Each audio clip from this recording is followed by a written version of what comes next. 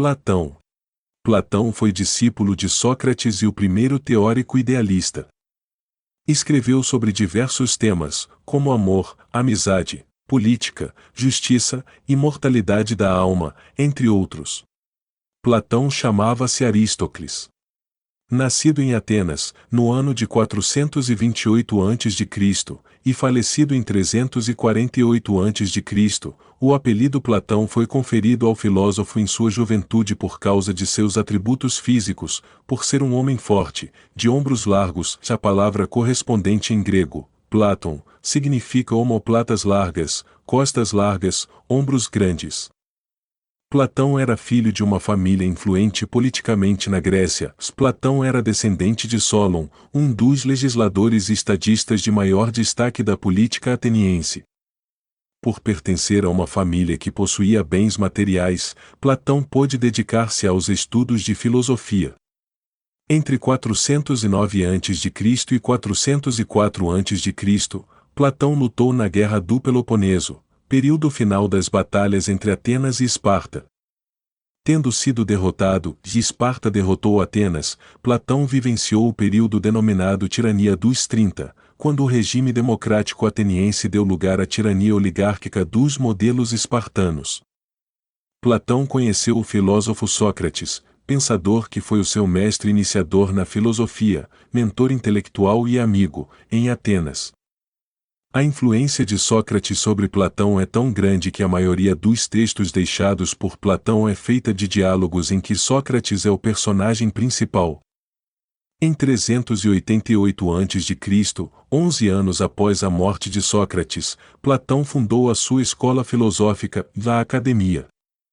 Por ser ateniense, o filósofo tinha direitos civis garantidos e podia adquirir terrenos na cidade. Ele escolheu um terreno no interior do Parque Academia, dedicado ao herói grego Academus.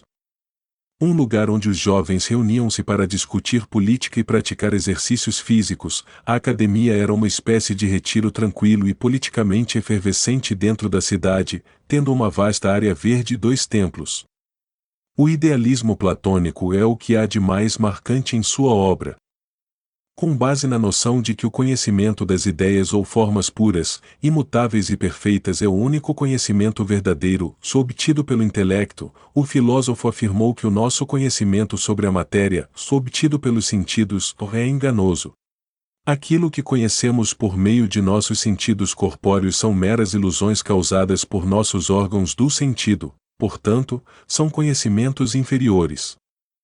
O conhecimento ideal estaria, segundo o filósofo grego, no mundo das ideais, instância metafísica racional que só poderia ser alcançada por nosso intelecto. Hoje, utilizamos a expressão o amor platônico, que se refere a um tipo de amor que nunca se concretiza. Para Platão, existem 3 tipos de caráter que moldam as almas das pessoas.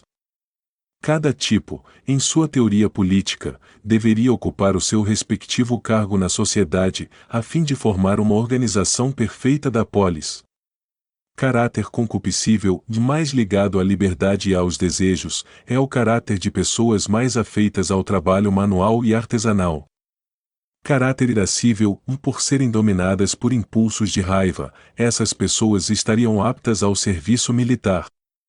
Caráter racional, esse tipo de caráter estaria, para Platão, mais próximo da racionalidade e, concomitantemente, da justiça, o que conferiria às pessoas que o têm a capacidade de governar, ou seja, de atuar na política. A maior parte dos escritos de Platão é composta pelos diálogos socráticos, em que o seu mestre, Sócrates, é a figura central. Em geral, os diálogos falam sobre um determinado tema, mas sem grandes delimitações ou especificações, podendo falar sobre outros assuntos. Temos conhecimento, hoje, de 35 diálogos deixados por Platão. Abaixo, estão listados os principais textos e suas características gerais.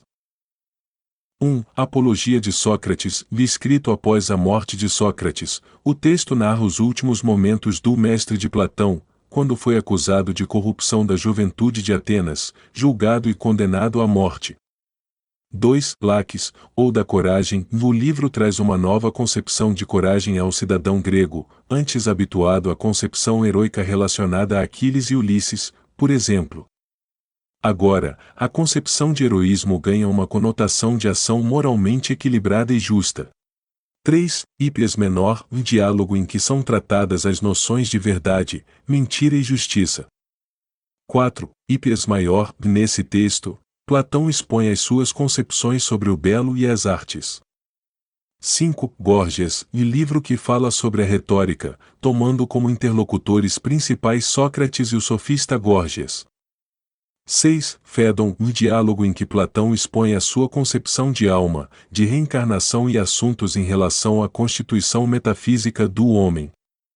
7. O banquete. Nesse livro, Platão utiliza a figura de Sócrates para falar sobre o bem e o amor ideal. Platão foi discípulo de Sócrates. As ideias socráticas marcaram a trajetória intelectual de Platão, que, por sua vez, foi mestre de Aristóteles. Aristóteles foi fortemente influenciado por Platão, mas não se manteve na mesma linha de pensamento de seu mestre, tendo modificado e discordado de muitas teorias platônicas. A República foi escrita, mais ou menos, por volta de 380 a.C.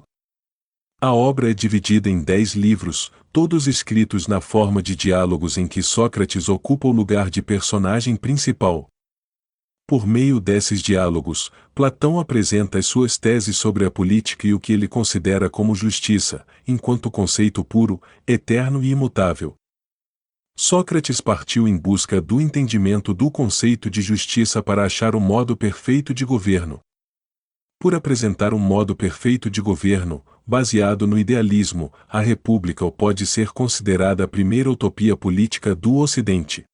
Uma das mais comentadas passagens dessa obra está localizada no livro 7º, no qual Platão apresenta a sua tão comentada alegoria da caverna, diálogo em que Sócrates apresenta aos interlocutores uma história alegórica para explicar a superioridade do conhecimento advindo do mundo das ideias e do raciocínio intelectual. Frases mais conhecidas. As cidades somente alcançarão a felicidade se os filósofos se tornarem reis ou se os reis se tornarem filósofos. Tente mover o mundo, mas comece movendo a si mesmo. Não eduques as crianças nas várias disciplinas recorrendo à força, mas como se fosse um jogo, para que também possas observar melhor qual a disposição natural de cada uma. Muitos odeiam a tirania apenas para que possam estabelecer a sua. Boas pessoas não precisam de leis para obrigá-las a agir responsavelmente, enquanto as pessoas ruins encontrarão um modo de contornar as leis.